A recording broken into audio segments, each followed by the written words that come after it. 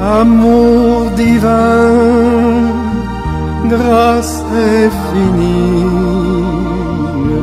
Jésus m'a pardonné.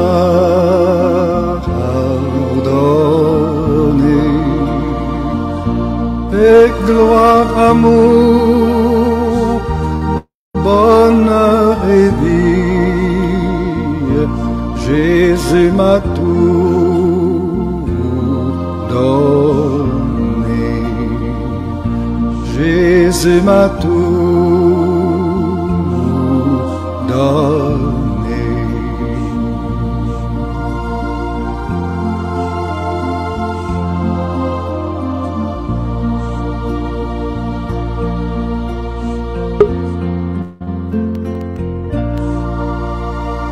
Il est vivant, il est vivant, il est vivant. Jésus est vivant, oh il est vivant. Alléluia, Alléluia, Alléluia, Alléluia. Il est vivant, hey. Il est vivant, Jésus est vivant, Jésus est vivant, oh il est vivant, Alléluia, oh Alléluia, oh Alléluia, Alléluia, il m'a sauvé, Jésus m'a sauvé. Il m'a sauvé, Jésus m'a sauvé, oh il m'a sauvé, Alléluia, oh Alléluia, merci Père, Alléluia, oh. Jésus la persévérance, rien ne nous séparera de l'amour du Père. Regardez mes bien-aimés, notre bien-aimé Paul, ce qu'il dit dans Romains 8, il dit ni la mort ni la vie, ni les anges, il dit même les anges, ni les anges, même si un ange vient au nom de l'Éternel, il dit, Paul, tu ne seras jamais sauvé. Toi, avec cette histoire de Jésus-là, arrête. Paul ne l'écoutera pas. Il dira à cet ange, tu es un menteur. Il dit, ni les anges me séparera de l'amour de Christ. Amen. Ni les dominations, ni les autorités. Tout ça, ce sont des classes des anges puissants. Les autorités, les dominations. Ce sont des anges, mes bien-aimés. La majorité sont tout proche du trône de Dieu. Il dit, ni les anges, ni les dominations, mais peut me séparer de l'amour de Christ. Et Paul dit, ni la mort. Même si la maladie frappe, comme on dit, les coronavirus, comme moi, votre bien-aimé là. J'ai été aussi touché par les coronas. Bien-aimé, cela ne m'a pas fait peur. J'ai dit, toi, Corona, tu ne me sépareras pas de l'amour de Christ. Et vous savez, moi, je ne suis pas allé à l'hôpital. J'ai dit, toi, là, dans ce corps-là, qui est le temple du Saint-Esprit, tu crois que tu vivras, Corona. Bien-aimé, mon bien-aimé Philippe, il peut témoigner. Amen. Je n'ai pas pris même un médicament. Les Corona, là, dans ce corps-là, qui est le temple de l'Esprit, dis-toi, la saleté dans ce corps, dans ce temple. Allez-vous-en. Dans quelques jours, le corona est parti. Ni la mort, ni la maladie ne peut nous séparer de l'amour de Christ. Les réalités de la vie ne te fassent pas peur. Ne te fais pas peur. Rien ne peut te séparer de l'amour de Christ. Que les choses marchent, ne marchent pas. Adore Dieu comme d'habitude. Fais honte à l'ennemi. Vous savez, le diable, pour s'attaquer à la foi d'un chrétien, il peut toucher seulement là où ton, comme la Bible dit, là où est ton cœur, c'est là où sera, là où est tes trésors plutôt, c'est là où sera ton cœur. Le diable sait, il connaît les choses que nous aimons dans ce monde. Il dit, bon, si je vais déranger un peu sa foi là, sa vie d'intimité avec ce Dieu, je dois pointer là, je dois toucher là. C'est ça ce qu'il avait fait avec Job. Il dit, toi tu crois que c'est cet homme-là, il t'est pris parce que, voilà, parce qu'il t'aime. Il dit non. Donne-moi seulement l'accès de toucher à ses richesses, de toucher à sa famille, de toucher à tout. Et tu verras, il va régner sa foi. Il dit, Dieu regarde Satan, il dit, Satan, toi tu crois que Job m'aime parce que je l'ai béni, parce que je lui ai donné une bonne femme, parce que je lui ai donné des enfants. Mais non. Allez-y, je te donne. Mais ne touche pas à son âme. Vous savez, des fois, l'ennemi a des limites dans nos vies. Bien aimé, même si tu vois les attaques s'intensifient comment dans ta vie, tous les sorciers de votre famille, les sorciers de ce monde se liguent contre toi. Bien aimé, si tu es avec Dieu, il ne t'atteindra jamais. Je te jure devant Dieu. Psaume 90, la Bible dit que 1000 tombent à ton côté, 10 000 à ta droite, tu ne seras jamais atteint. Vous voyez l'écriture? C'est-à-dire, ils peuvent être nombreux. Mais la Bible dit, tu es enfant de Dieu, tu ne seras jamais atteint. Psaume 91, verset 7. Dieu dit à Satan, il dit, allez. Tu crois que Job me craint? Job même, parce que je l'ai béni. Il dit, allez-y. Et vous connaissez l'histoire. Vous connaissez l'histoire, pardon. Toutes les manœuvres que Satan avait fait dans la vie de Job, Job était resté fidèle à Dieu. Rien ne te sépare de l'amour de Christ. Demande à Dieu qui te donne un cœur qui l'aime. Qui te donne un cœur qui l'aime.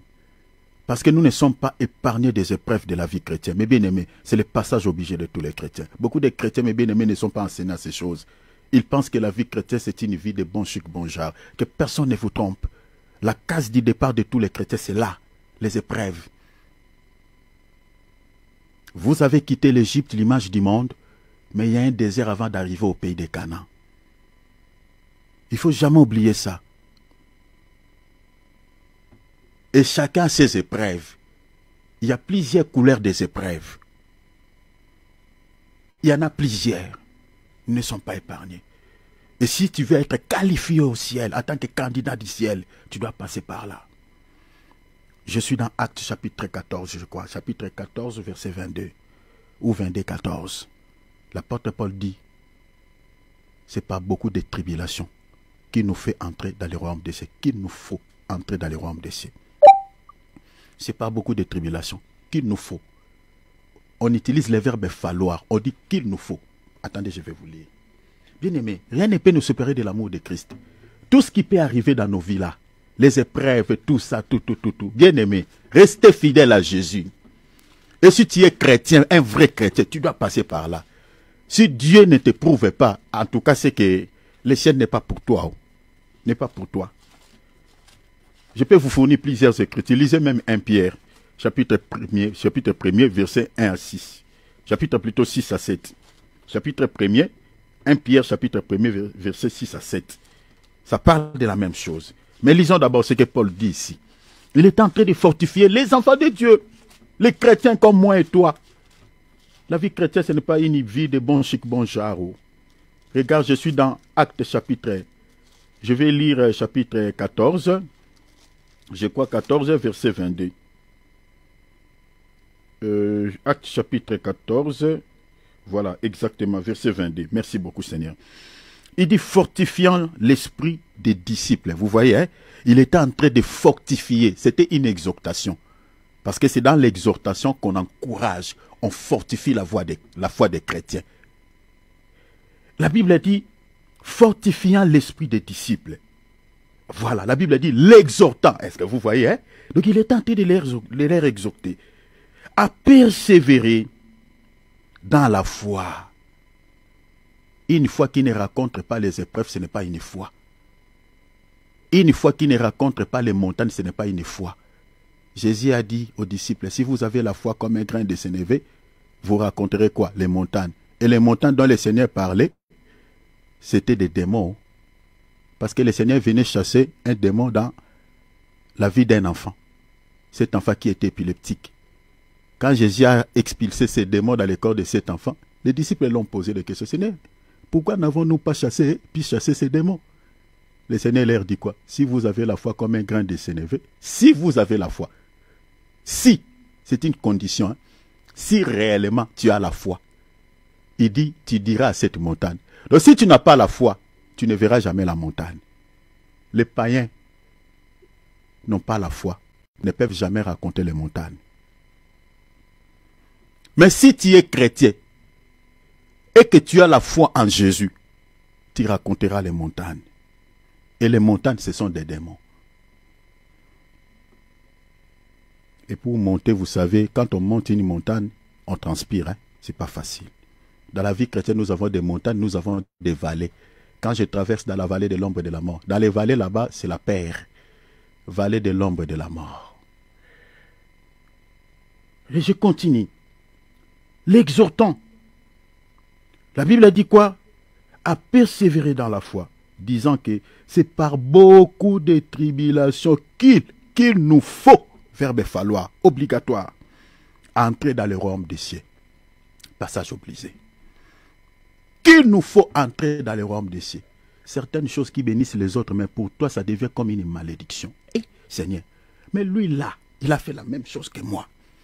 Chez lui, ça marche. Moi, en tant que ta fille, en tant que ton fils, là, ça commence à devenir, vous n'êtes pas pareil, oh. Le monde ici est sous l'emprise du malin, appartient aux païens. C'est leur papa qui dirige. Nous allons régner avec les maîtres. Le paix que Dieu te donne là, bénis Dieu avec ça. N'envie pas les païens. C'est normal qu'ils soient riches, c'est normal qu'ils soient milliardaires.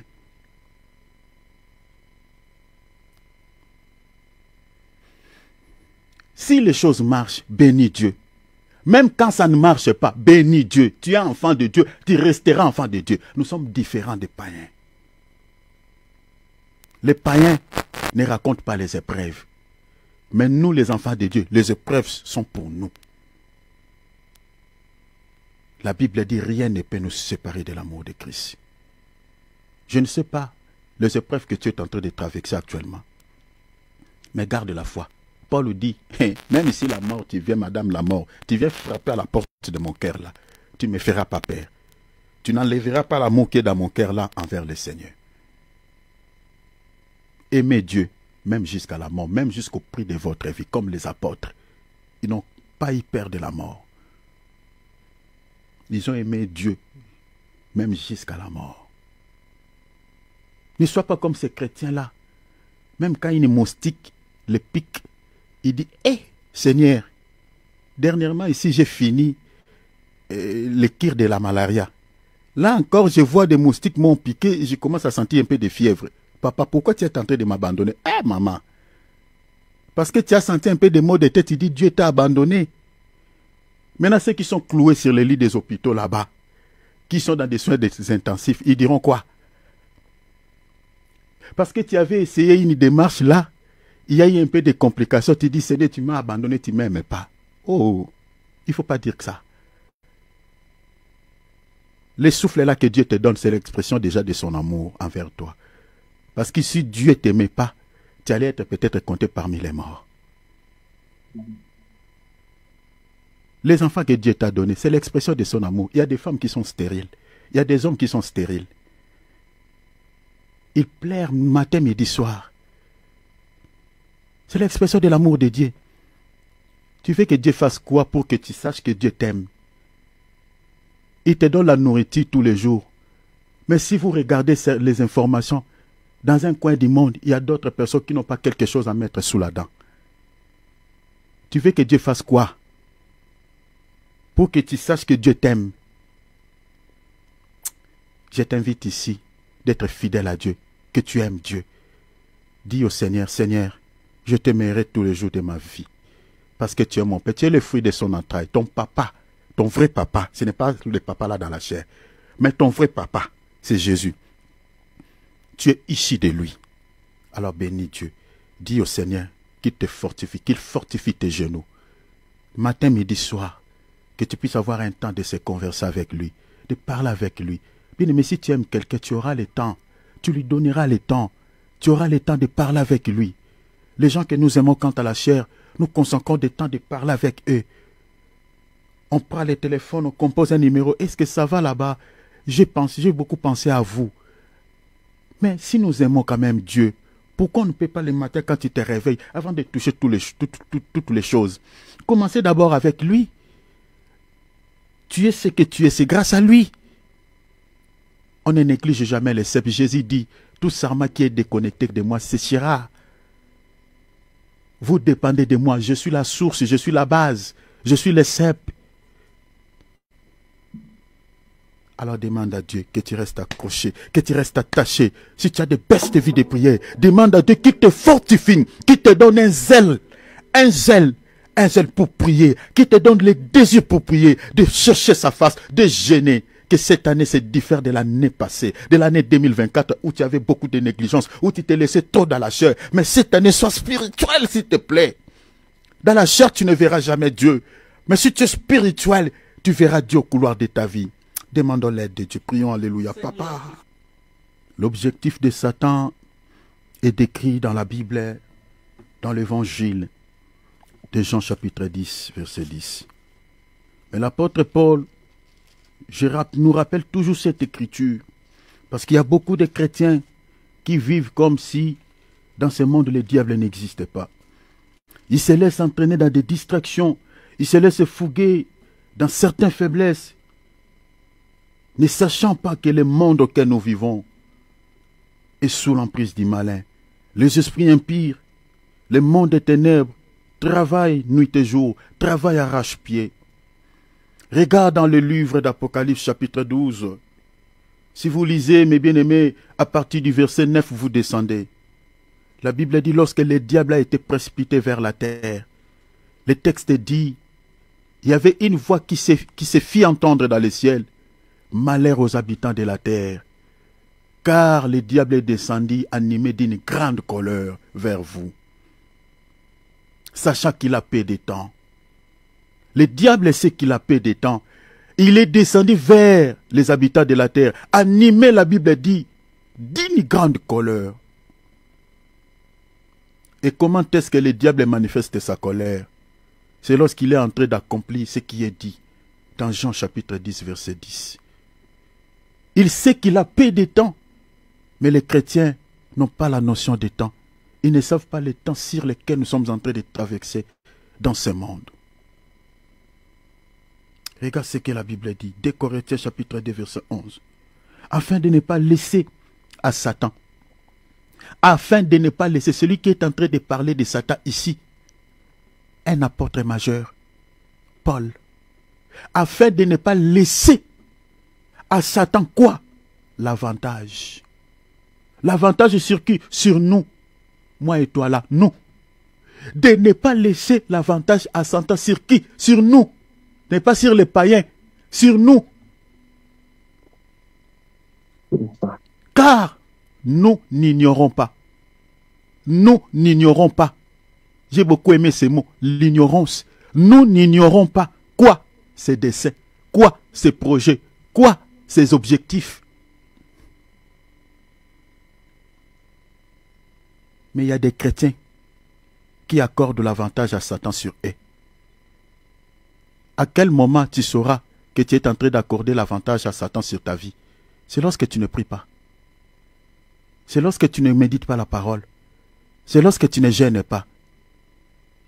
Parce que ce qui peut éloigner Satan de votre vie, c'est seulement la prière. C'est lorsque tu as la connaissance de la parole. Si tu pries, tu n'as pas la connaissance de la parole, ta prière sera très faible. Le diable n'écoute pas nos mots, mais il obtempère. Là où la parole de Dieu est prononcée dans la prière.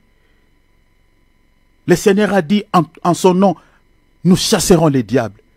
Quand tu prononces le nom de Jésus, tu rappelles à Satan cela. Dans la prière, il ne peut que s'éloigner de toi. Quand tu ne pries pas, quand tu te laisses fouguer dans des distractions, matin, midi, soir, tu es là, tu ne regardes que les séries télévisées. Tu es là, tu es que sur TikTok. Tu es là, tu es en train de regarder que, voilà, des habits dans... Voilà, sur Amazon, tout ça, tu ne regardes que des objets matériels. Tu te laisses entraîner dans toutes ces distractions. Les 24 heures que Dieu te donne, tu les consacres que dans ça. Cher enfant de Dieu, tu accordes l'avantage à ces derniers. Tu as le temps pour d'autres choses, mais tu n'as pas le temps pour la prière. Quand tu pries, si c'est beaucoup, c'est 15 minutes. Après, tu diras, la Bible dit, il ne faut pas multiplier de vaines paroles quand tu pries. C'est comme si Dieu a dit, tu ne peux que prier moins de 10 minutes. Tu ne peux que prier moins de 15 minutes. Est-ce que cette écriture-là, c'est ça ce que Dieu dit? Les vaines paroles, ça veut dire qu'il n'est pas prié longtemps. Les vaines paroles, c'est-à-dire lorsque tu pries et que tu n'associes pas ta prière aux promesses de Dieu.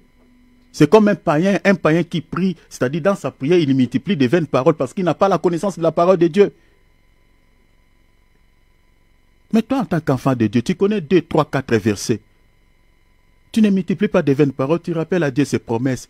Cette prière-là, c'est ça la prière que Dieu écoute.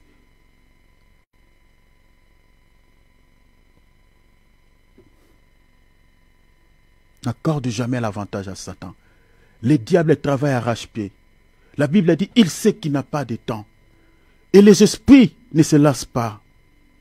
Oh, mon frère, ma soeur, j'aimerais que tu puisses prier pour ta vie, pour tes projets, pour ta santé spirituelle. Présente à Dieu tous tes problèmes et mets hors d'état de nuire. Les esprits existent. Je l'ai toujours dit ici, en rapport avec le thème que nous sommes en train de partager, je m'aurais dit quelque chose. Dans nos familles-là, nous avons les agents des mondes des ténèbres, chers enfants de Dieu. L'ivraie a été semé dans un champ. Le champ, c'est aussi l'image de la famille. Parce que les champs représentent l'Église. L'Église, c'est la famille de Dieu. Représente aussi le monde. Nos familles, là, c'est aussi un champ où l'ivraie a été semé.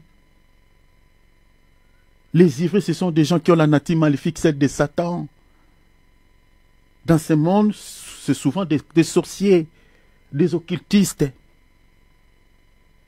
Ils se convertissent difficilement. La majorité meurt avec leurs pratiques, avec leurs semences. La présence de ces gens-là dans nos familles, dans les quartiers où nous habitons, dans nos lieux de travail, ce n'est pas pour nous bénir, ce n'est pas pour nous regarder, voilà, avec un œil compatissant pour nous faire du bien. Ce n'est pas ça. C'est pour accomplir ce qui est dit dans Jean chapitre 10, verset 10. N'oublions jamais cela. Si vous avez un sorcier dans votre famille, bien aimé, il n'est pas là pour vous faire du bien. C'est Jean 10, 10. Et ils sont partout. La Bible dit, Matthieu 13, l'ivraie a été semé parmi les bleus. Parmi, ils sont partout. Ils sont plus nombreux que de bonnes personnes. Beaucoup de chrétiens ne le savent pas. Beaucoup de gens ignorent cela. Regardez seulement dans nos partis politiques. Il y a combien de chrétiens? Il y a combien de chrétiens? Combien des enfants de Dieu? C'est rare. Allez dans nos universités. Combien de professeurs sont chrétiens? Allez dans les hôpitaux. Combien de médecins sont chrétiens? Dans nos lieux de travail, combien de chrétiens? Ceux qui travaillent ici, il y a combien de chrétiens? Les ivraies sont en grand nombre, sont plus nombreux que les enfants de Dieu. Dans nos immeubles que nous habitons. Si vous êtes 100, il y a peut-être 2, 3 chrétiens. Peut-être il n'y en a même pas. Sont à grand nombre. Les gens qui ont la nature maléfique, celle de Satan, sont plus nombreux. La Bible dit, un champ abandonné. Les ivraies envahissent les champs, ces champs-là. Parce que ça pousse plus vite.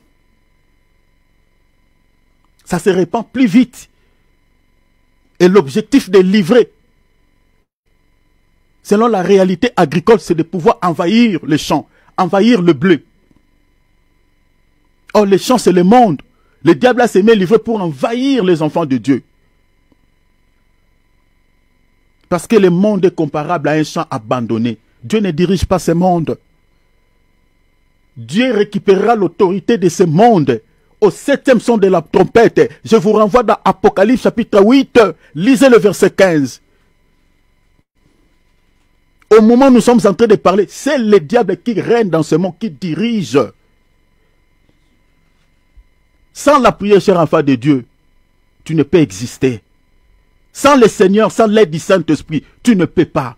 La raison pour laquelle le Seigneur a dit, je serai avec vous jusqu'à la fin du monde. Je ne vous abandonnerai pas.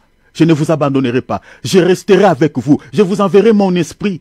C'est grâce au Saint-Esprit que, mes bien-aimés, nous chassons les démons. Et vous remarquerez quand le Saint-Esprit va quitter la terre pour laisser la place à l'Antichrist, laisser la place à Satan. Merci mon frère. Apocalypse 11, 15. Merci mon bien-aimé Philippe. Quand le Seigneur Saint-Esprit va abandonner le monde entre les mains de l'Antichrist, il partira avec les vrais chrétiens dans les airs.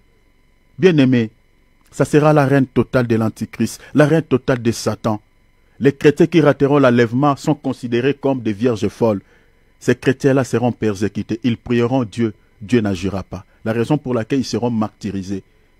Ils subiront, mes bien-aimés, des maltraitances comme du jamais vu. Comme du jamais vu. Pourquoi? Parce que c'est lui qui pouvait les défendre. Parce que le défenseur, c'est le Saint-Esprit. Il est parti. Il ne peut plus. Il a laissé le monde entre les mains de l'Antichrist. Ça sera le règne total. Aujourd'hui, le diable règne. Mais il y a une ville où le diable ne touche pas. Je vous renvoie dans Exode. Le monde entier est rempli de ténèbres. Ça ressemble à l'Égypte. Mais il y a une ville où se trouve le peuple de Dieu. Là-bas, il y a la lumière. Et c'est là où les ténèbres ne peuvent pas entrer. Et quand je parle des ténèbres ici, c'est le diable. C'est dans l'église que le diable ne peut pas entrer.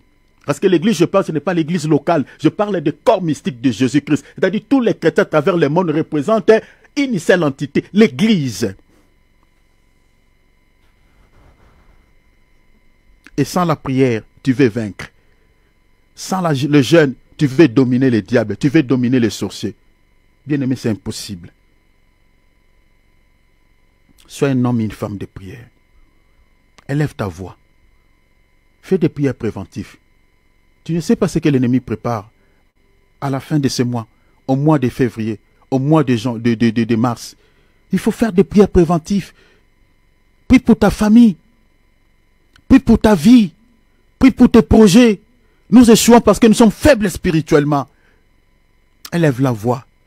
Prie le Seigneur. Demande à Dieu, tu n'attends rien de la part de Satan. Et renverser ce plan.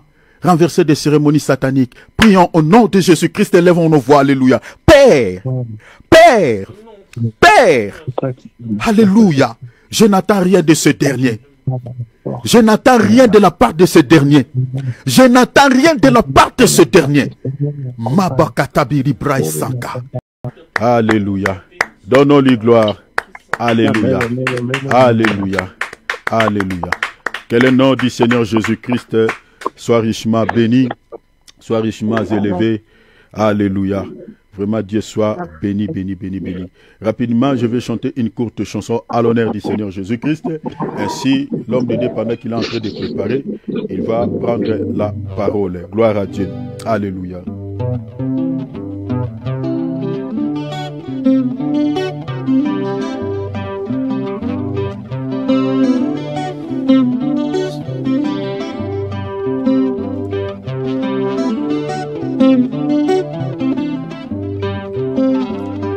Nalingi yo na motema e naponi yo Yesu na molimo na ngai nalingi yo papa e na motema e naponi yo na mabanzo na ngai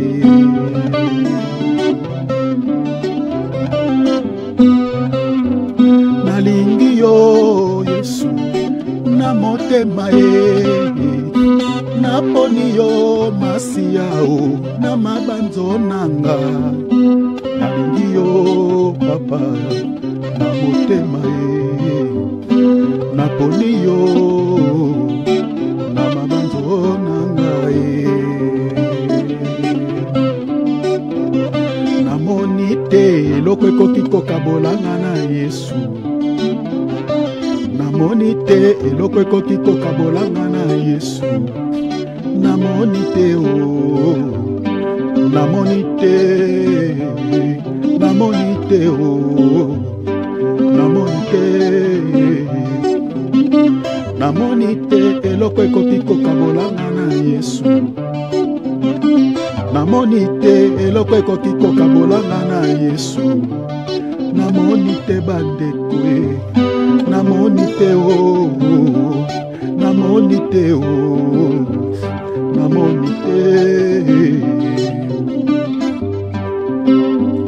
Nalingi yo Yesu na motema e naponi yo masiao na mabanzo nanga nalingi yo na motema naponi yo papa na mabanzo nanga. Alléluia. Que le nom du Seigneur Jésus qui soit béni. L'homme de Dieu, vous avez la parole, s'il vous plaît. Gloire à Dieu. Sans plus tarder, bien-aimés, nous ouvrons nos Bibles dans le livre des Juges. Nous sommes dans le livre des Juges, chapitre 13, au verset 4 jusqu'à 5.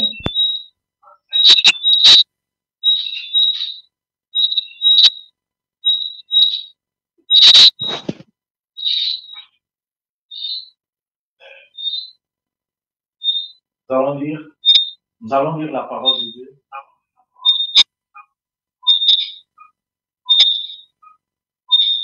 Maintenant, prenons bien garde.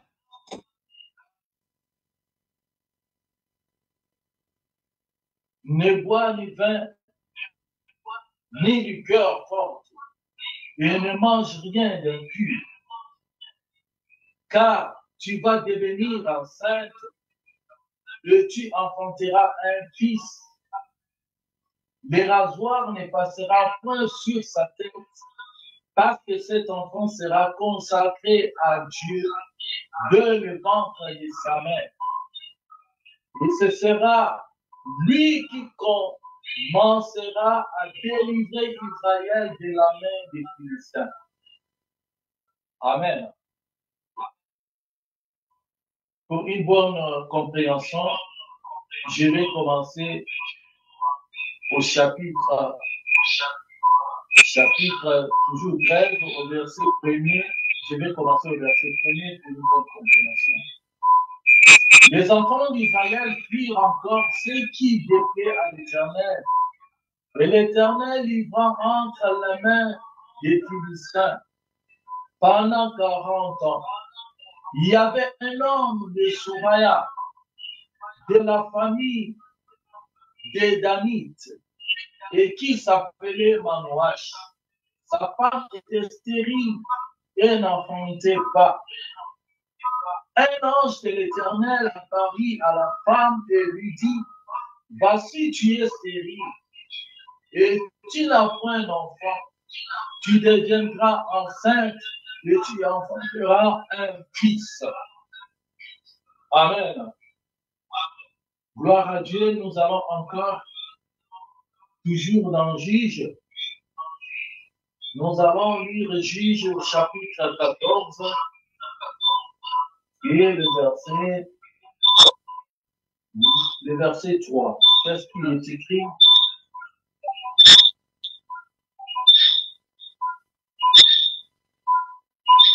Son père et sa mère lui disent, n'y a-t-il point de femmes parmi de tes frères et dans toute notre peuple que tu ailles prendre une femme chez les Philistins qui sont incirconcis? Et Samson dit à son père, prends-la pour moi, car elle me plaît. Amen. Bien-aimés dans le Seigneur, nous sommes en train de parler. La fois passée, nous avons parlé sur les informations, la curiosité, avec notre grand thème que nous avons les 5 signes qui montrent que cette personne est une sorcière. Alléluia. Et nous avons, la fois dernière, nous avons vu nous avons vu le sous-thème qui parlait de l'information ou bien la curiosité. Et par là, bien aimé, avec ces mêmes sous-thèmes, je vais continuer aujourd'hui avec toujours les mêmes livres que nous avons lus des Juges. Ici, on était en train de parler des problèmes de Samson. Dans ce que nous venons de lire tout à l'heure, nous voyons comment est-ce que Samson a été conçu, la manière dont Samson était venu. C'était une façon où les enfants d'Israël avaient fait ce qui déplaît devant Dieu. Ils s'étaient mal comportés devant Dieu. Et à ce moment-là, maintenant, les ennemis se sont élevés contre les enfants d'Israël. Il y a eu un peuple, les Philistins, qui se sont levés pour assujettir ce peuple d'Israël. Mais Dieu, par sa compassion, par sa miséricorde, est allé visiter une famille. Dans cette famille, il y avait une femme qui était stérile. Dans cette famille de Manoach, il y avait sa femme qui était stérile, qui n'enfantait pas. Mais l'ange de l'Éternel est apparu à cette femme pour lui annoncer une bonne nouvelle. Pour dire à cette femme que je sais que tu es stérile, mais sache-le très bien que Dieu te fera grâce. Tu vas tomber enceinte et tu auras un fils. Alléluia. Et quand cette nouvelle lui a été dressée, ça veut dire qu'il y avait aussi des conditions qui ont été dressées à cette femme. Des conditions étaient que la femme ne doit pas prendre des vins à liqueur. Que cette femme doit avoir une condition de vie qui doit être respectée, de sorte que l'enfant que la femme porte, ce n'est pas n'importe quel enfant.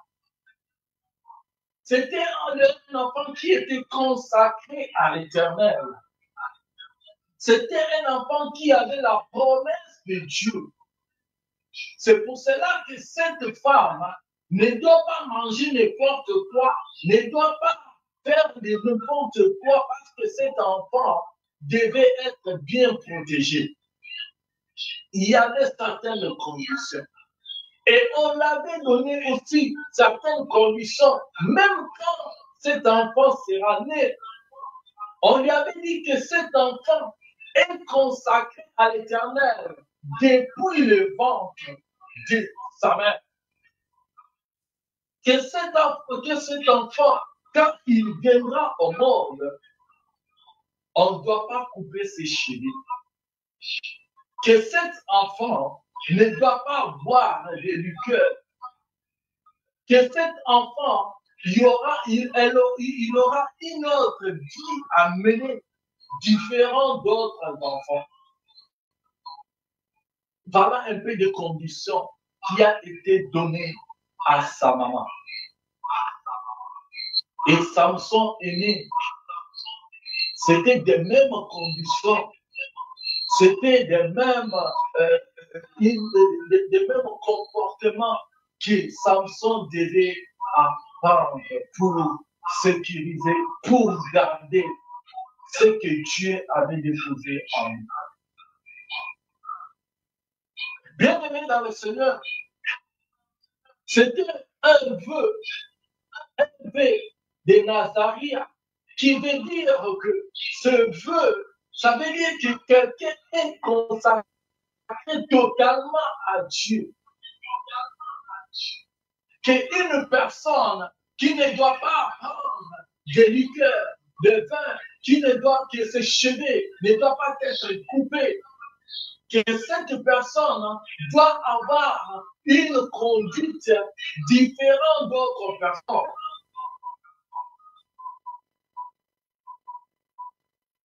C'est ça ce qui a été donné à Samson.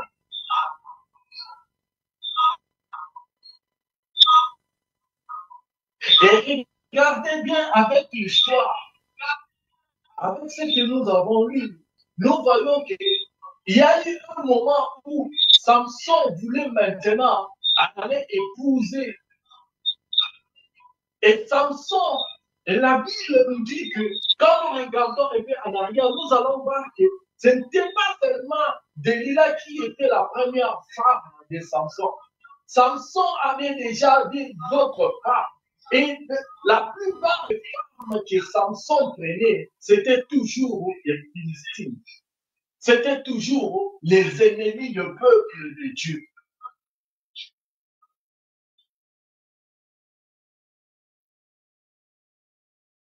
Et voir même dans ce que nous venons de lire dans Juge 14, 3, là-bas même son père, quand Samson a dit le désir qu'il avait d'aller rencontrer la fille ici, la femme ici, Dalila, même son père et sa mère lui ont prodigué un conseil pour lui dire, est-ce que dans notre peuple ici, il n'y a pas une femme que toi tu vois que tu peux prendre comme épouse?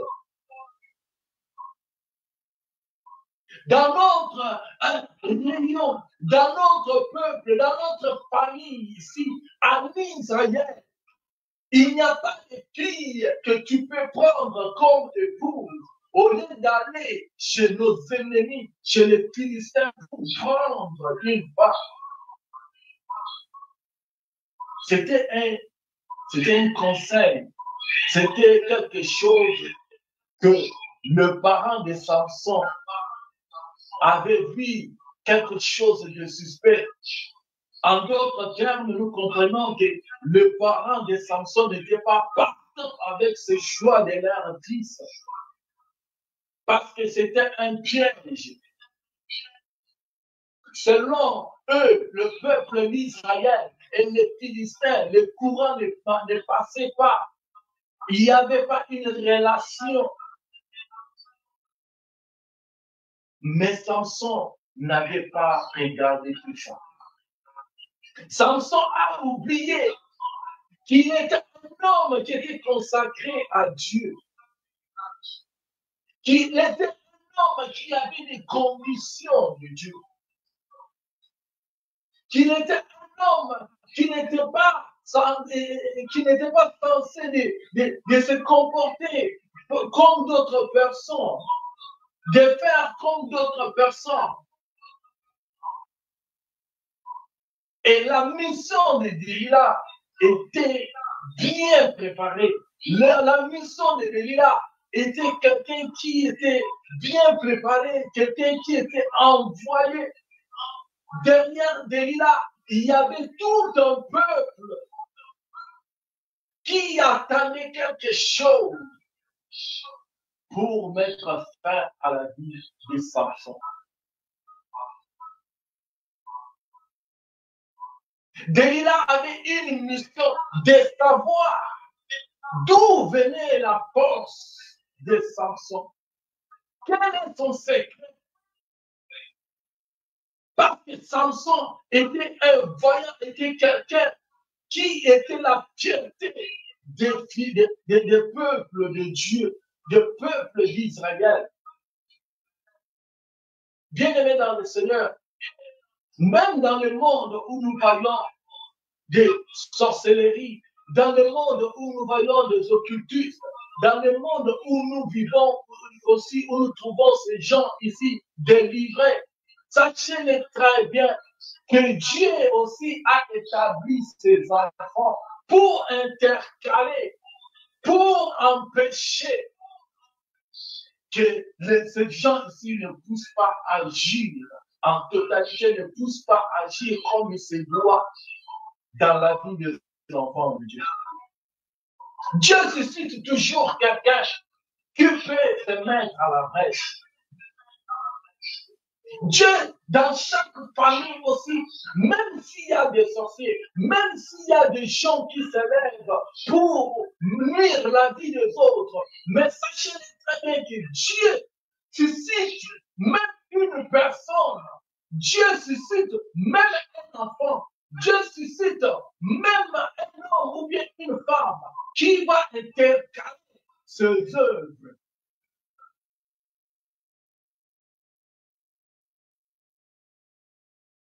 Maintenant, c'est à toi La personne que Dieu a choisie de savoir maintenant se comporter. C'est à toi maintenant que Dieu a choisi pour se mettre à la place de ta famille, pour sauver tes frères et sœurs, pour sauver l'honneur de ta famille, pour sauver l'honneur d'un peuple, pour sauver ceux qui sont perdus. C'est toi que Dieu s'est servi pour sauver son peuple. Mais c'est à toi de savoir que tu n'es pas n'importe qui. C'est à toi de savoir que tu n'es pas celui qui doit se comporter comme tout le monde. Il y a une condition de vie que tu dois observer, une condition de comportement, la façon d'agir, la façon de faire des choses. Ça ne sera pas la même façon avec les autres. Tu es une mise à part, tu es une mise à part pour la gloire de l'Éternel. Afin que par toi, que la gloire de l'Éternel puisse se manifester. Bien-aimé, tu dois le savoir. Dieu t'a fait grâce de le connaître. Tu es appelé aujourd'hui enfant de Dieu. Tu es appelé aujourd'hui homme de Dieu, femme de Dieu. Ce n'est pas un hasard. C'est parce que Dieu a dit que c'est en toi qu'il va investir. Il va te doter de son autorité, de son pouvoir, de sa force, de sa connaissance pour s'opposer à toute œuvre de l'ennemi contre ta famille, contre un peuple, contre une communauté. C'est toi que Dieu a choisi. La Bible nous dit qu'il a fait de nous un royaume de sacrificateurs. Un royaume de sacrificateurs. Un sacrificateur, c'est celui qui donne des sacrifices, qui s'est donné, qui a donné sa vie comme un sacrifice. Parce que la Bible nous dit dans Romains 12, il nous a dit d'offrir vos corps comme un sacrifice vivant à Dieu, saint, et qui plaise à Dieu. Un sacrifice qui plaise à Dieu. Dans le service, il y a les disciplines. Il y a une certaine discipline que tu dois prendre. La discipline que tu dois prendre, ça doit te protéger d'abord toi-même et protéger la chose que Dieu a déposée en toi. Tu ne peux pas te comporter comme n'importe qui. Il y a des endroits où tout le monde peut aller. Il y a des endroits où tout le monde peut se promener et que toi, tu ne peux pas aller. Et que tes pieds ne doivent pas aller fouler là-bas. Il y a des choses qui sont permises à d'autres, mais à toi, ce n'est pas permis. La Bible nous dit que tout n'est permis, mais tout n'est pas utile, tout ne fortifie pas, tout n'édifie pas.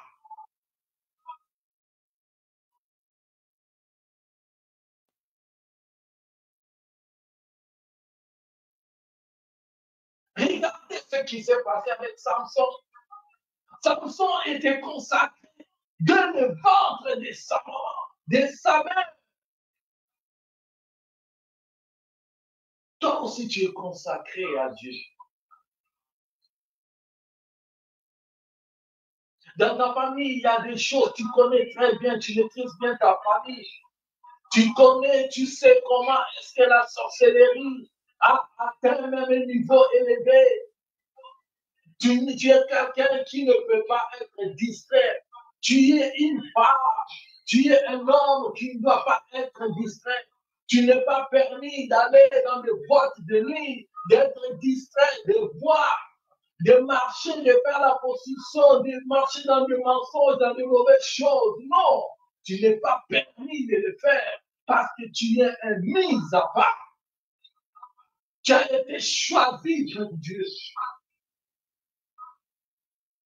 Tu as été choisi élu pour Dieu.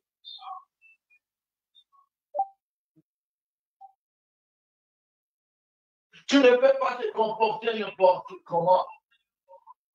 Même si là tout le monde marche d'un côté à gauche, mais ce n'est pas permis à toi d'aller toujours à gauche. Tu dois parler, tu dois aller de là où la voix, la parole de Dieu te dit de côté où la parole de Dieu te dit d'être. C'est là où tu dois être. Tu dois marquer la différence. Quand tu marques la différence, Dieu est avec toi. Dieu ne t'abandonnera pas. Il fera tes combats, ces combats. Dieu va s'engager dans tout ce qui te concerne. Ce ne sera pas toi qui vas combattre, mais ce sera l'Éternel Dieu des armées qui va combattre à ta place. Même quand tu vas te tenir pour prier pour ta famille, pour prier, pour intercaler les œuvres de l'ennemi dans ta famille, ça sera le feu qui va sortir. Même le sorcier, même le monde des ténèbres va commencer à trembler devant toi parce qu'ils verront le feu, ils verront une puissance qui va sortir de toi, qui sera dégagée de toi. Pourquoi? Parce que tu as été mis à part. Tu es rempli de la puissance du Saint-Esprit de Dieu. Et c'est le Saint-Esprit qui agit en toi.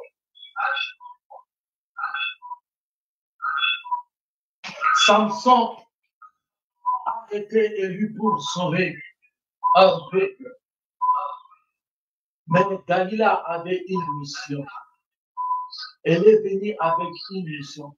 Derrière Dalila, nous voyons tout le prince des Philistins, tous les princes des Philistins qui avaient mis en place, qui ont mis des moyens, des paquets pour soutenir Dalila dans cette mission pour aller faire tomber un homme de Dieu, un choisi de Dieu.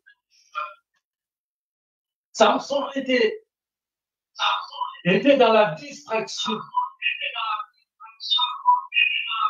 C'est comme si d'une part, nous comprenons, parce que quand nous lisons même, nous comprenons que dans le Juge, quand nous lisons en bas, vous allez voir, c'est au moment où Samson dormait que Dalila a pu maintenant couper ses cheveux.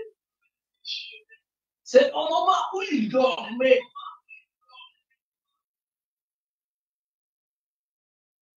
que l'ennemi, que Dalila a pu maintenant opérer.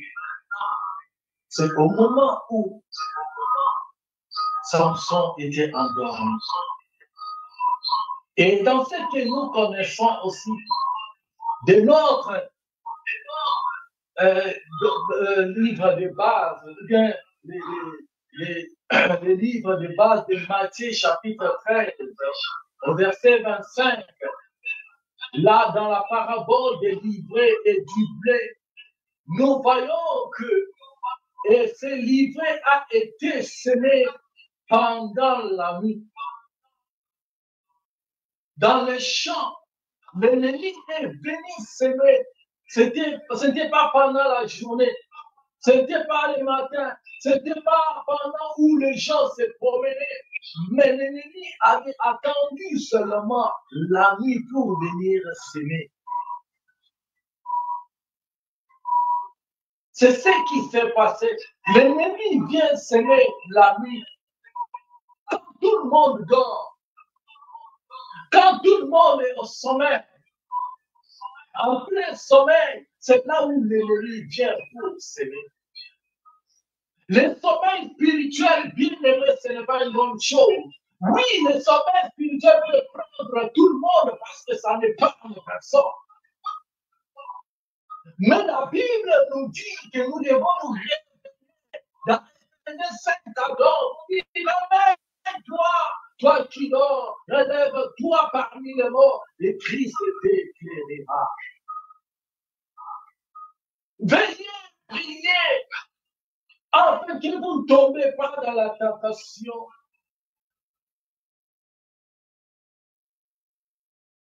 On nous dit de nous mettre, de nous réveiller.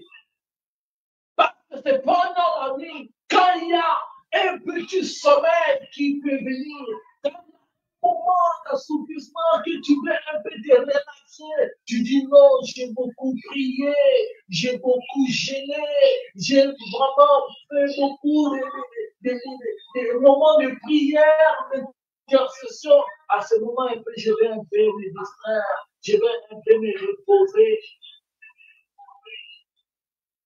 Oh, ça fait longtemps que j'ai prié de l'alcool, de la bière. Je suis aussi jeune, je suis à fleur d'âge. Je dois un peu me distraire, me balader comme mes potes. Je vais aller faire aussi comme des autres. Et comme eux, ils font là, qu'est-ce qui les ont arrivé? Moi aussi, je suis une personne, je fais aussi les frères. Oh, non! Tu n'es pas permis à faire n'importe quoi. Parce que le diable est en train de rôder. Le diable il est en train de circuler pour voir où il peut entrer. Et le but du diable, il veut venir pour avoir entré.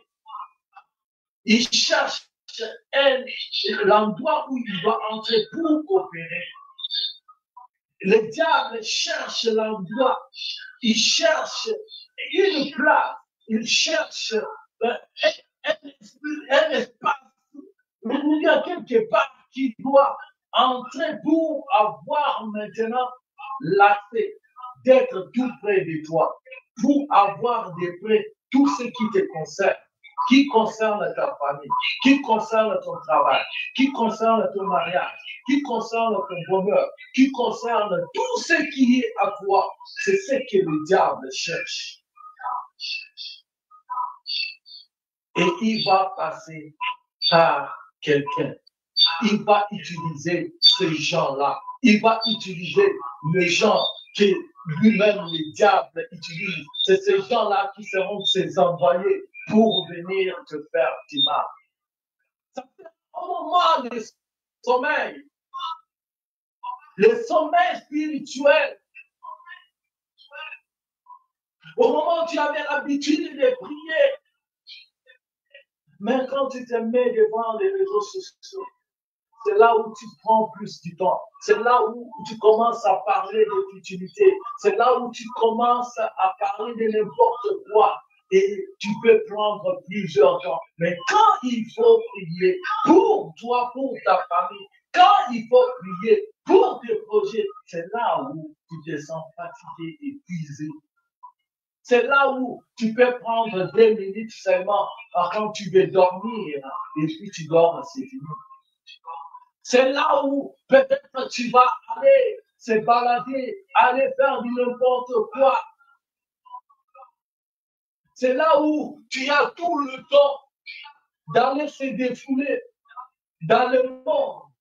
C'est là où tu vas porter ta billet pour séduire même certains qui ne sont pas dans le Seigneur, que tu ne vas même pas les apporter un plus pour les attirer. Mais toi, tu es là de voir. Et même disent, nous voyons que lui, il prie. Mais comment est-ce qu'il commence aussi à se comporter comme nous? Comment il commence maintenant? Et c'est nous qui avons l'habitude de faire ces choses, mais pas lui. Parce que nous savons que lui, il prie. Nous savons que lui, c'est un enfant de Dieu. Mais comment il commence à venir dans notre monde? Comment est-ce qu'il commence un peu à faire des choses comme nous? Et même ces gens-là parmi eux, il y aura même d'autres qui auront du courage à te dire que ça, ce n'est pas à toi. Mais toi, nous te connaissons avec la Bible, comment est-ce que tu es venu dans notre monde? Ça sera Dieu qui sera en train de te parler pour te dire que là, le chemin que tu as emprunté, ce n'est pas ton chemin. C'est un mauvais chemin.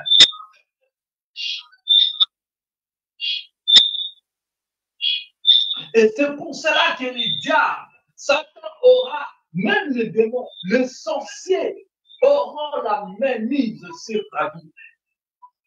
C'est comme si tu as ouvert une porte dans ta vie. C'est comme si tu as laissé une porte ouverte où l'ennemi va entrer maintenant pour opérer. C'est ce que le diable et les démons veulent. C'est ce que les sorciers veulent.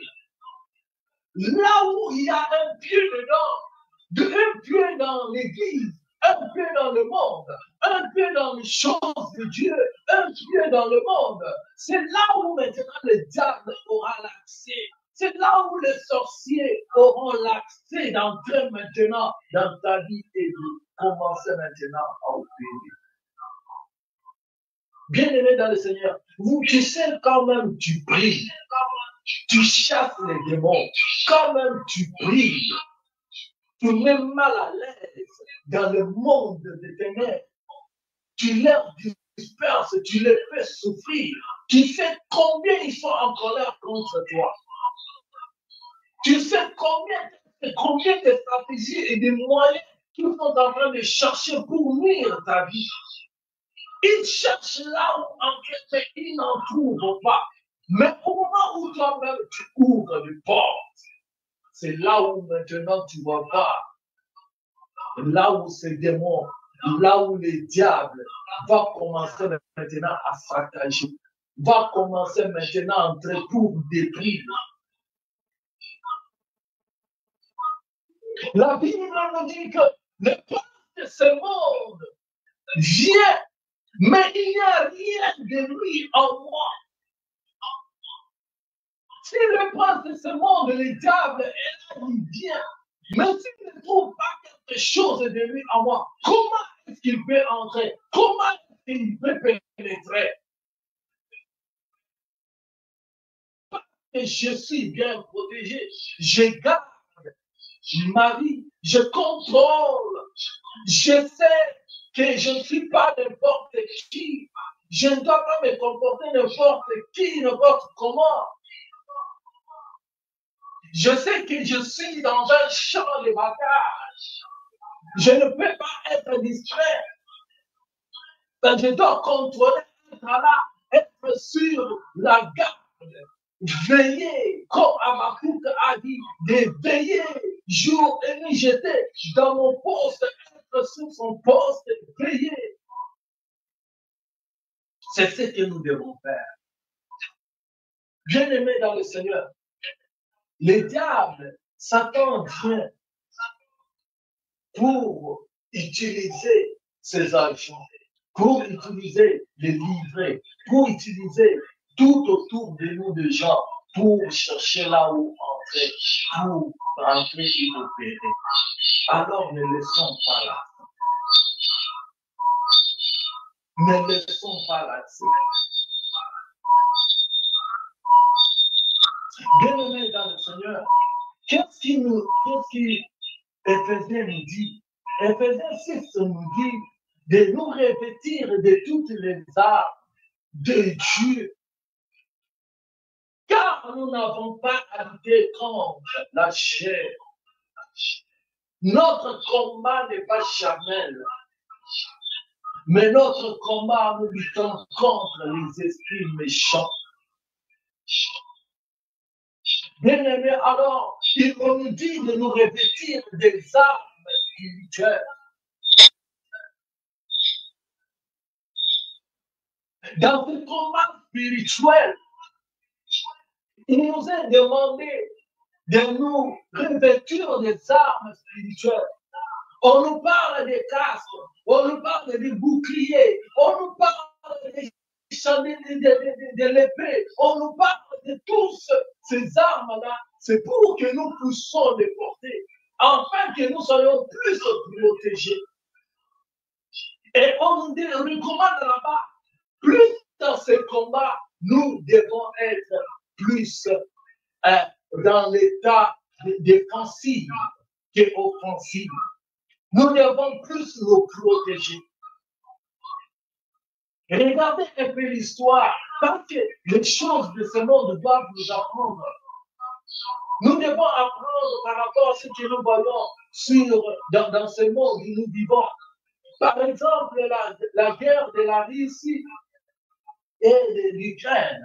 Bien aimé dans le Seigneur, j'avais suivi dans les informations que quand l'Ukraine lance des missiles sur le sol russe, et que sur le sol russe, maintenant, dans l'espace aérien, il y a des antimissiles, il y a des boucliers là-bas.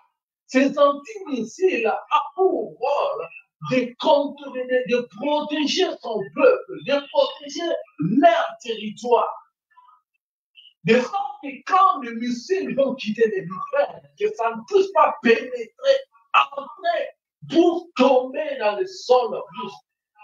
Et quand même l'Ukraine pouvait envoyer ce missile-là peut-être étaient rejetés soit dans la mer Noire, soit dans le fleuve ou dans la mer, pour protéger sa population. Nous voyons que du côté défensif, il y a maintenant le bouclier là. Donc, il y a des antiballes là qui sont là, qui protègent, qui gardent. C'est de la même chose. C'est l'attitude que nous devons prendre ou bien avoir aussi en tant qu'enfant de Dieu pour se protéger. Quand le diable pouvait envoyer ses missiles, pouvait envoyer ses attaques, pouvait faire ses stratégies et ses plans contre nous. Si nous sommes bien protégés, si nous avons ces armes ici défensives, bien aimés dans le Seigneur, nous ne serons pas atteints. Nous serons protégés. Nous serons gardés. C'est l'attitude que nous devons avoir. Parce que dans ce monde, nous sommes dans un champ de bataille. Le diable, il est en train de rôder comme un lion rugissant, cherchant qui dévorer. Des sorciers. Quand tu combats pour ta famille, quand tu combats pour tes frères et sœurs, quand tu combats pour une communauté, quand tu combats pour un peuple, sache très bien que le diable cherchera aussi les moyens. Les sorciers chercheront des moyens pour t'atteindre. Mais si tu es bien protégé, avec ces armes ici spirituelles, tu ne seras pas atteint. Tu seras protégé, tu seras épargné. La main de Dieu sera sur toi. Même s'ils vont comploter contre ta vie, ils ne peuvent pas t'atteindre. Même s'ils vont comploter, faire des choses, ils ne vont pas te saisir parce que la protection de Dieu est sur toi. Et quand nous regardons aussi dans Zacharie 3, Zacharie 3, on nous révèle quelque chose qui s'est passé d'un principal sacrificateur du nom de Josué. Josué, qui le diable s'est aimé là-bas et qui lui a accusé. Il lui a accusé devant Dieu. L'accusateur qui est là, c'est le diable qui nous accuse. Mais comme notre Dieu, il est le Dieu Tout-Puissant. Jésus-Christ, il est l'intercesseur par excellence. Il est à la droite du Père. Il intercède pour toi et moi. Et la Bible nous dit que quand même Satan était en train d'accuser Josué, il accusé pour ça parce qu'il avait un habit sale.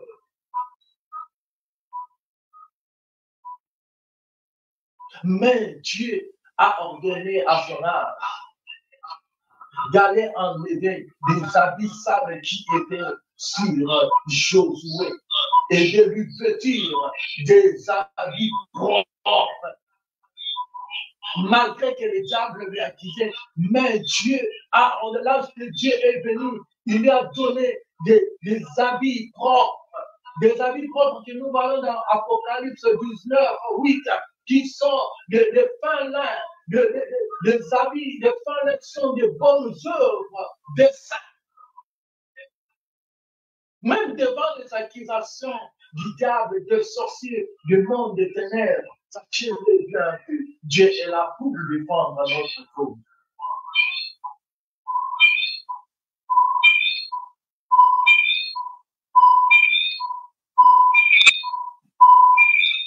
Dans ce que nous venons de lire, et dans ce sous-thème que nous avons sur l'information et la curiosité, nous voyons que le diable travaille beaucoup le monde des sorciers, de sorcellerie, travaille beaucoup avec les informations. C'est là où le diable travaille. Les sorciers, tellement ils sont aussi limités, ils cherchent d'entrer pour avoir les informations à la source, des vrais. Alors, ils font des plans, ils font des choses, ils arrangent bien des choses, quelque chose un plan qui peut faire contre ta vie, contre ta famille, contre ton foyer, quelque chose qui est bien préparé, qui est bien arrangé, qui peut prendre beaucoup de temps, sans même que tu le saches. Si Dieu ne te révèle pas, tu ne peux pas savoir. Si Dieu ne te parle pas ou bien ne te montre pas dans le sens, tu ne peux pas savoir ce que le diable, il est en train de préparer ou bien de faire contre ta vie. Ce que les sorciers sont en train de faire, ou bien d'arranger contre ta famille, ton foyer.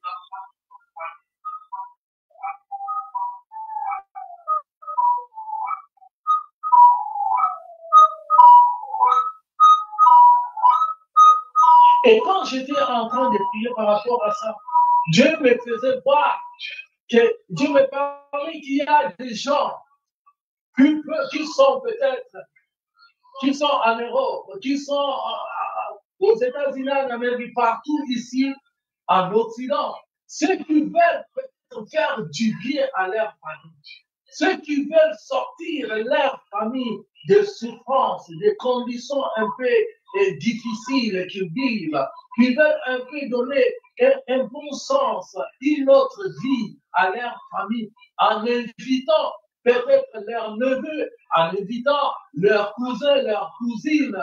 Mais Dieu me dit que vous devez faire beaucoup attention à ces choses.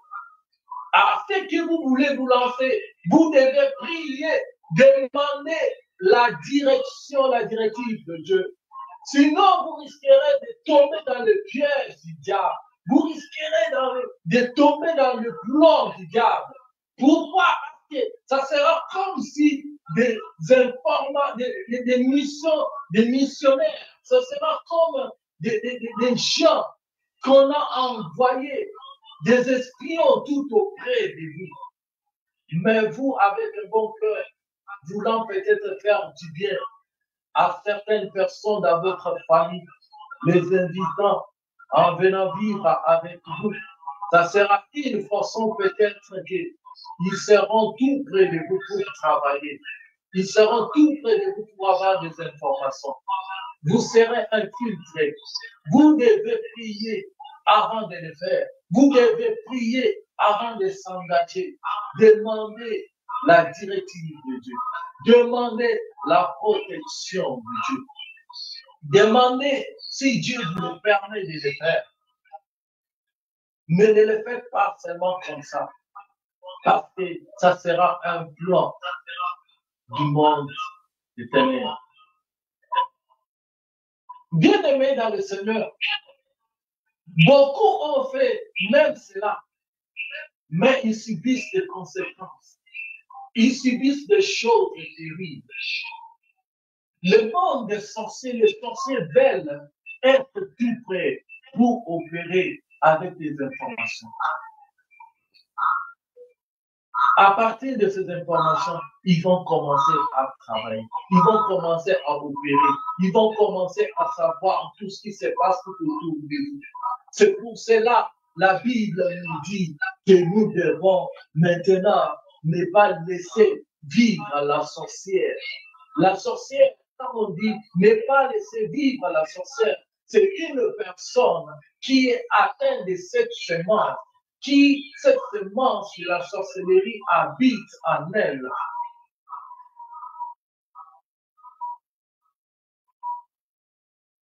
De ne pas laisser vivre la sorcière.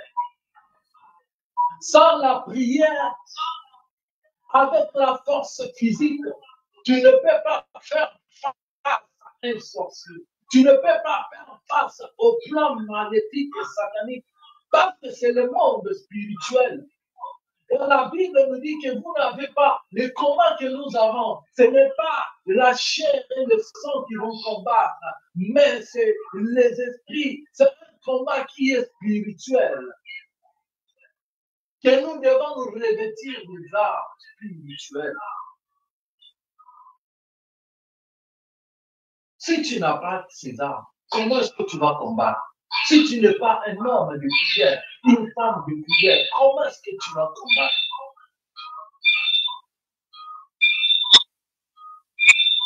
Si tu n'es pas dans ce monde, il y a deux puissances. Il y a la puissance de Dieu et la puissance de Satan. Si tu n'es pas d'un camp ou d'un autre, si tu es un autre, tu es au milieu, bien aimé dans le Seigneur, tu seras comme une proie. On va te fourvoyer, on va te faire du mal, on va se jouer de toi parce que tu n'as pas une protection sur toi.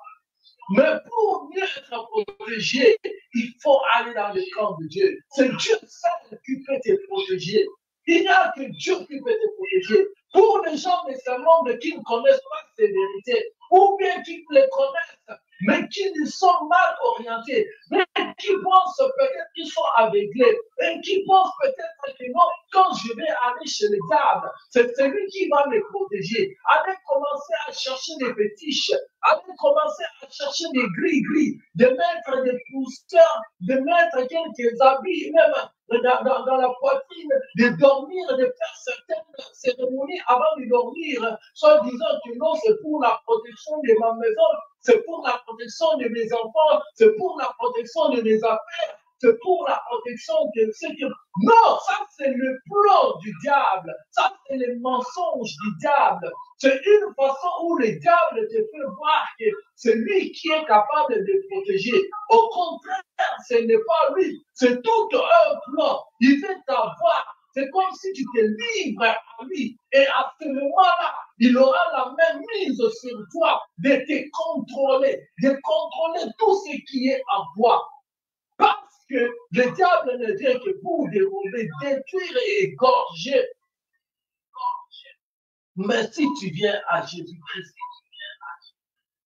tu auras une sécurité totale. Personne ne peut te toucher. Si quelqu'un te touche, c'est comme s'il a touché à la brûlure de l'œil de l'Éternel. Personne n'aura la même mise sur toi.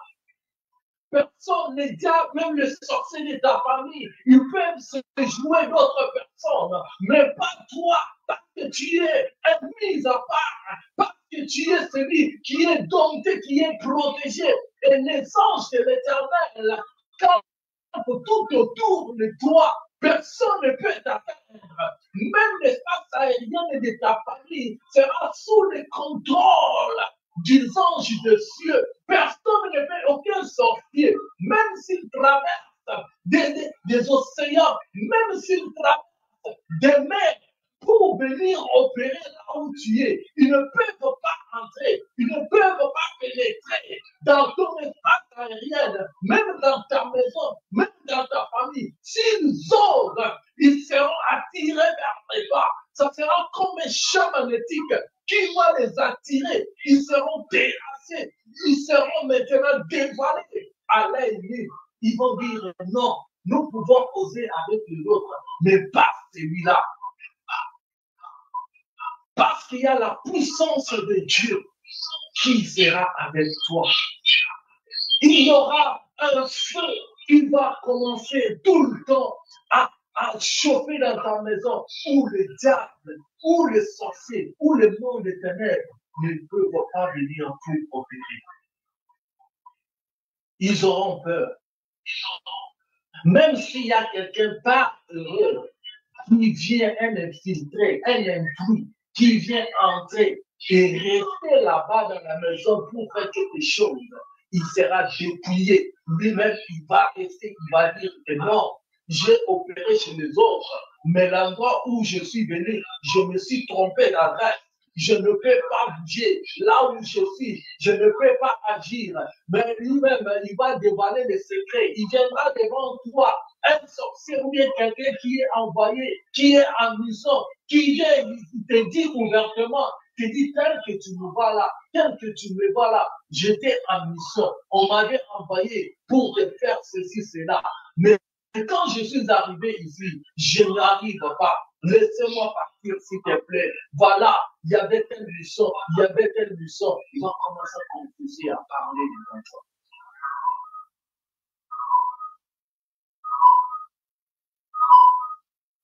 Bien-aimé dans le Seigneur, le monde des ténèbres, les sorciers, dans les écoles, dans l'université, dans les hôpitaux, partout au travail. Ces gens-là sont là. Et des fois même, ils voient, ils sentent que celui-ci n'est pas de nous. Il y a un peu différent. Il y a quelque chose de différent qui sort de nous. Ils auront peur de toi. Si tu marches en observant la parole de Dieu, si tu marches en évitant le sommeil spirituel, que tu es un homme de prière, que tu es une femme de prière, que tu marches selon la parole de Dieu, Dieu te protégera. Et que tu contrôles ta vie, tu contrôles tout ce qui est à toi et que tu ne laisses pas la porte ouverte aux ennemis, à l'ennemi qui est le sorcier, le diable, que tu n'ouvres pas les portes, alors à ce moment-là, il n'aura pas la même vie. Il ne peut pas chercher, il ne peut pas entrer pour opérer parce que tu es protégé.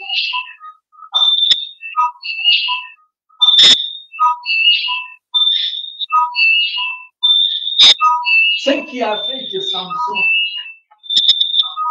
que ses yeux soient trouvés, c'est parce que Delilah était tout près de lui. Delilah a découvert les secrets, elle a découvert les secrets. Elle a eu des informations sur parmi toutes les infos qu'il faut concernant la force de Samson. Et Samson a été trouvé les yeux. Et nous connaissons tous l'histoire de Samson.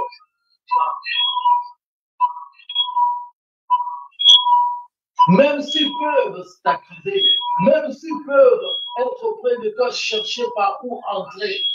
Et c'est comme l'exemple de Daniel. Daniel, on l'avait mis dans la fosse au lion à cause des accusations de d'autres personnes tout autour de lui. Mais la main de Dieu était sur Daniel.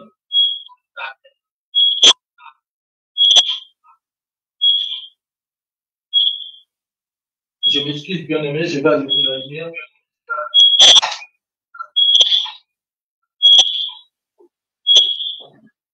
C'est pour cela, bien aimé, Daniel, on l'a mis dans la fosse au lion. Dieu a défendu sa cause. Même dans la fosse au lion, le roi est venu pour lui dire, Daniel, le serviteur de Dieu vivant, est-ce que tu es vivant? Il a dit, oui, moi je suis vivant. Dieu a envoyé son ange. Il a fermé la gueule de lion.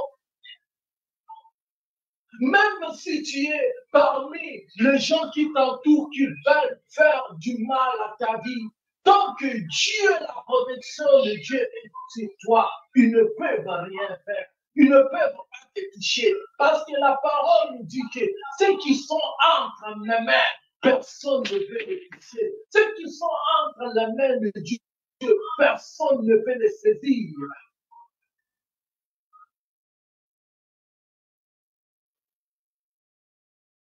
Daniel, on a voulu, croyait que là où il est parti dans la force, c'est fini pour sa vie. Mais quand le roi est venu après quelques jours, il a crié, il a dit Daniel, il croyait que Daniel c'était fini pour lui, mais il a attendu seulement la voix de Daniel qui dit que Dieu a envoyé son ange. Il a fermé la gueule des lions.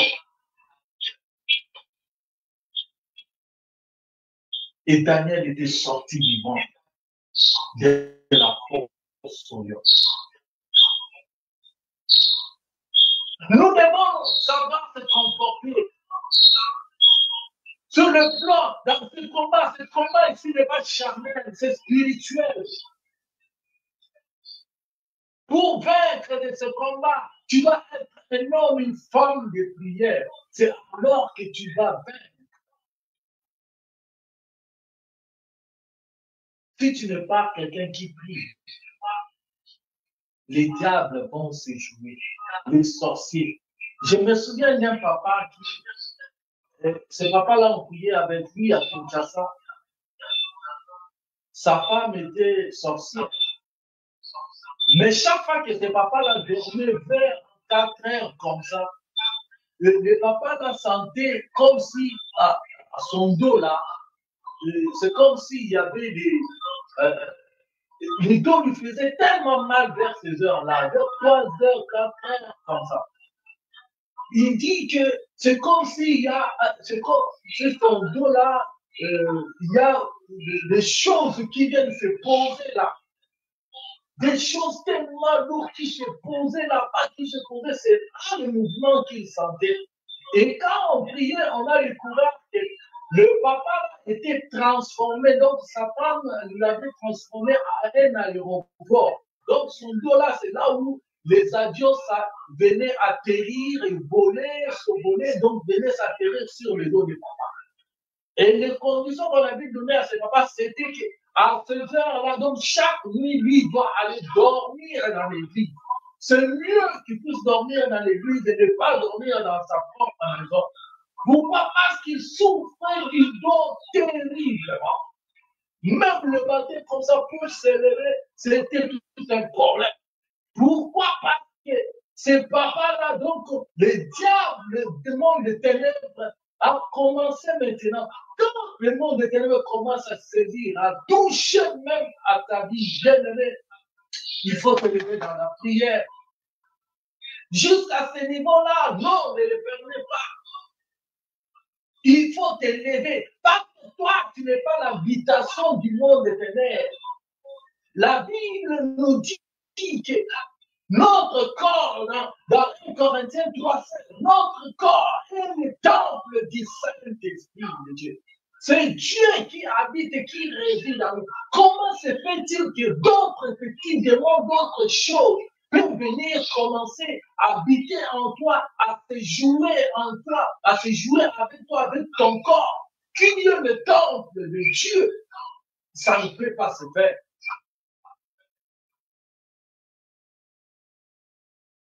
Bien-aimé dans le Seigneur, il y a la curiosité dans ce monde. Peut-être tout auprès de nous, tu peux voir quelqu'un qui vient tout autour de toi, qui te demande comment est-ce que tu as eu telle chose, comment est-ce que tu as acheté ça. Oh, la robe ici, tu l'as achetée à combien? Moi aussi, je vais en avoir. Oh, les babouches que tu as, les souliers que tu as, ça vient, c'est quelle couleur, où tu as eu ça, qui t'a offert ça, et ta maison, qu'est-ce que tu as, combien tu as mis dans ton travail, et cette maison même que tu as, comment tu l'as eu, combien est-ce que tu vis, comment est-ce que la curiosité de savoir ce qui se passe tout autour de toi, et aussi de telles personnes. Il faut aussi faire attention parce que ce sont des signes aussi qui montrent que ces gens-là, ce sont des gens qui se trouvent de ce côté-là. Souvent, s'il y a de telles personnes que tu vas, tu constates, que ce soit au travail, à l'école, à l'université, que ce soit dans la famille, que ce soit où, qui veulent savoir toujours de ce qui est à toi, ce qui t'appartient. Il faut toujours se poser des questions. Il faut être prudent. Il faut ouvrir l'œil avec de telles personnes. La curiosité de savoir de ce qui se passe dans ta famille, de ce qui se passe entre toi et ta femme, ton mari, de ce qui se passe entre toi et tes enfants, de ce qui se passe entre toi et ton chef du travail, là où tu travailles, entre tes collègues, tes hommes beaucoup attention. Bien-aimés dans le Seigneur, soyons des hommes et des femmes de prière. C'est la prière qui va nous sauver. Le diable cherchera des moyens pour affaiblir notre moyen de prier, parce que c'est par là qu'il sera mis hors d'état de nuire. Il cherchera pour éteindre ce feu-là. Il cherchera pour nous faire du mal de ce côté-là, que nous puissions nous rester fermes. Mais levons-nous, parce que c'est la prière qui va nous sauver. C'est la prière qui va faire que nous puissions nous tenir debout. C'est la prière qui nous protège. Rien d'autre ne peut protéger si ce n'est que la prière. Dans ce monde, il y a des puissances. Soit tu es de Dieu, soit tu es du diable. Mais si tu es du diable, même si tu es dans un terrain neutre, sache très bien que tu seras, le diable va se jouer de toi. Le diable va ruiner ta vie. Le diable va jouer de tout ce qui t'appartient parce qu'il n'a pas une protection. C'est Dieu seul qui te protège. Que Dieu vous bénisse. Que la grâce de Dieu soit avec vous. Au nom de Jésus-Christ. Nous allons prier. Seigneur Dieu Tout-Puissant, merci pour ta parole. Merci, Père. Tu es le Dieu qui nous aime. Père, je prie pour tes enfants, que tu sois leur protecteur. Mets à nous, Seigneur, une vie de prière. Mets à nous, Seigneur, une vie d'intercession. Arrête le sommeil spirituel dans tous les domaines de nos vies. Seigneur, nous refusons le sommeil au nom puissant de Jésus, parce que l'ennemi vient s'aimer pendant que nous dormons. Pendant qu'il y a le sommeil, c'est là où l'ennemi vient s'aimer. Nous refusons, je refuse le sommeil spirituel dans la vie de mon frère, dans la vie de ma soeur, au nom de Jésus-Christ. Tout le plan de l'ennemi, du diable Satan, tout ce que les diables programment pour avoir des informations, pour nous envoyer des intrus, des infiltrés, pour nous infiltrer, pour nous faire du mal, Seigneur. Je bannis tout ce plan, je bannis tout ce truc au nom de Jésus-Christ. Et je l'enseigne des enfants. Seigneur, que ta main nous protège. Seigneur, épargne-nous. Protège tes enfants. Prends soin de nous, Seigneur. Veille sur nos âmes, veille sur nos corps, veille sur nos enfants, veille sur nos maris, nos femmes, veille sur tout ce qui nous appartient, nos projets, nos plans. Seigneur, ta main nous protège, nous garde. Oh Dieu, protège, parce qu'il est écrit, celui qui garde Israël, il ne dort ni ne sommeille. L'Éternel te gardera. Oui, ton départ de maintenant, jamais. De ton départ, ton arrivée, l'Éternel, Yahweh, te gardera. Tu as dit, si l'Éternel le garde, celui qui garde en vain. Si l'Éternel le veille, celui qui veille en vain. Seigneur, veille sur nous. Protège tes enfants. Que tout le plan, tous ceux qui viendront pour avoir des informations, tous ceux qui viendront avec la curiosité de savoir ce qui se passe tout autour de tes enfants, soient détruits, anéantis au nom de Jésus-Christ. Donne-nous à nous comporter, Seigneur, en sachant que nous sommes mis à part pour toi. Dans notre marche, oh Père, dans tout ce que nous avons fait, Seigneur, nous voulons être mis à part pour toi, pour ta gloire. Merci, Seigneur Jésus. Nous bénissons la semaine qui commence, Seigneur, demain. Père, bénis tes enfants.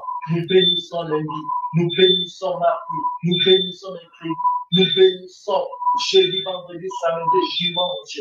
Tout ce que tes enfants vont entreprendre dans leur vie, Seigneur, que cela soit béni au nom de Jésus. Ceux qui sont malades, qu'ils soient guéris au nom puissant de Jésus. par notre ici, nous déclarons qu'ils sont guéris au nom puissant de Jésus-Christ. Oui, la porte de ces jours de mort ne proviendront pas contre leur vie. Tout le plan de l'ennemi, de mort subite, de mort qui n'est pas dans ta volonté, une mort spirituelle, mort physique, nous refusons, nous détruisons au nom de Jésus-Christ, la mort dans certains domaines, nous refusons au nom de Jésus et nous déclarons la vie de Jésus-Christ dans tous les domaines de nos vies, dans tout ce que nous allons entreprendre, dans tout ce que nous allons faire dans cette année 2025. Oh, que la grâce et le bonheur nous accompagnent au nom de Jésus-Christ. La grâce de Dieu. Ton serviteur a dit, moi et ma maison serviront l'Éternel. Laisse que tes enfants, Seigneur, et tous ceux qui leur appartiennent, leur famille, Seigneur, tous ceux qui le sont chers, puissent te servir, Seigneur. Que nous, nos familles, nos maisons, que nous puissions te servir au nom puissant de Jésus. Je bénis cette soirée. Bénis-nous cette soirée. Que ce soit une bonne soirée dans ta présence. Oh là oui, avec un climat, avec Seigneur ta présence. Et Yahweh protège ta. Que ton nom soit béni. Au nom de Jésus, nous avons prié. Amen. Amen. Que Dieu vous bénisse. Amen, amen, amen. Acclamons le Seigneur. Acclamons le Seigneur, Dieu de gloire. Bénissons le Seigneur, vraiment. Merci beaucoup. On a eu... Je pense que vous me captez bien, mes frères et sœurs. Oui. Gloire à Dieu. Donc, voilà, Dieu soit béni. Vraiment que Dieu bénisse l'homme de Dieu, Alex, pour ce message. Vraiment, Dieu vous bénisse, l'homme de Dieu. Merci beaucoup pour la parole. Donc, sans plus tarder, je vous fais un petit communiqué. Donc, cette semaine, nous allons nous réunir que le vendredi à 19h juste. Donc, c'est un peu décalé, mais c'est comme ça. C'est suite à la disponibilité de notre lieu de la réunion. Donc, il n'est pas disponible tout au long de la semaine. Donc, nous allons nous réunir que les vendredis à 19h juste. Voilà un peu le programme. Mais restez toujours aux aguets, comme nous vous l'avons dit. Restez dans la présence de Dieu. Le Seigneur revient bientôt. Notre bien-aimé David avait fait un rêve. Il avait vu encore que l'enlèvement avait eu lieu. Et dans ses rêves, il a vu toujours qu'il y avait des gens que lui connaît qui étaient restés, même des gens qui nous écoutent là. Les gens qui nous écoutent quand on prêche la parole, il a vu qu'ils étaient restés. Ils aiment l'air, ce qu'on fait, ce qu'on prêche, ils aiment le message, mais sauf que le jour de l'enlèvement, ils n'étaient pas partis. Et il a vu, moi, votre foi, j'étais parti. Je bénis Dieu parce que ça, c'est la deuxième fois que le bien-aimé a fait ses rêves. Il m'a vu partir en enlèvement. Parce que tout ce que je fais ici pour le Seigneur, c'est pour être enlevé. En tout cas, bien aimé, il n'y a rien qui me motive. Et je pense que c'est la même chose pour l'homme de Dieu, Alex. Donc, il n'y a rien qui nous motive. Parce que si c'était pour, je ne sais pas, parce qu'on ne donne même pas les offrandes ici. Donc, on les fait par amour, parce qu'on aime le Seigneur. Donc, c'est vraiment, ça vient du cœur, quoi. Alors, ayant ces sentiments, la Bible dit les sentiments nobles. Ouais, ces sentiments nobles.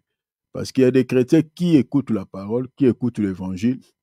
Bon, ils sont habitués à écouter. Bon, qu'est-ce qu'on avait prêché? Bon, nous sommes en train de partager sur 25 signes pour reconnaître une personne sorcière. Bon, voilà. On nous a parlé beaucoup de choses. On a parlé aussi sur l'enlèvement. On a parlé. Il raconte autour. Mais la vie de Dieu n'existe pas dans son cœur. Donc, ces genres de chrétiens se ressemblent aux vierges folles. Les vierges folles, c'est qui avait marqué la différence entre ces vierges et celles qui étaient sages, c'était seulement l'huile. Ce n'était pas la lampe. C'était l'huile.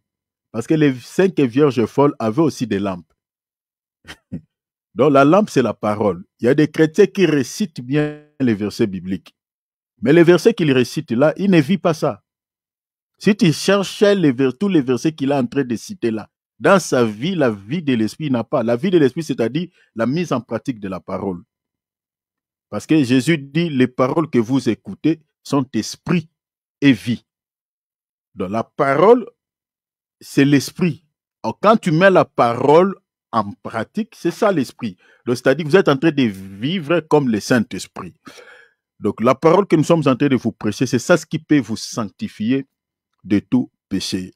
Parce que la parole sanctifie également.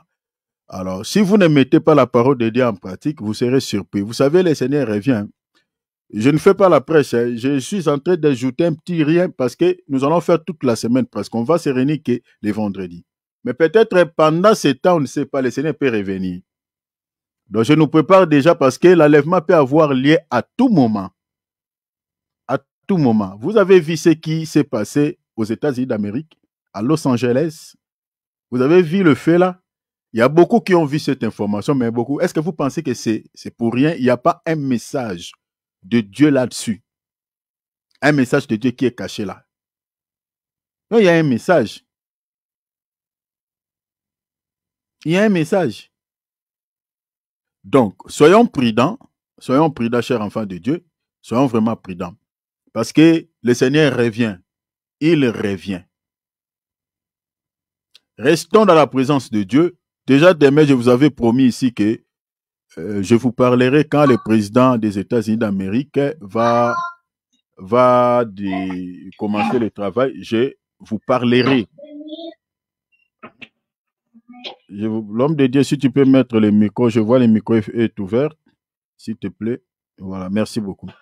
Donc, je vous parlerai quand ce président va commencer le travail. Et déjà, c'est demain qu'il va commencer. Et vous avez entendu, déjà le discours qu'il a fait déjà, ce qu'il a annoncé. Donc, je crois qu'on reviendra pour vous parler sa mission sur les plans prophétiques. Donc, Dieu vous bénisse.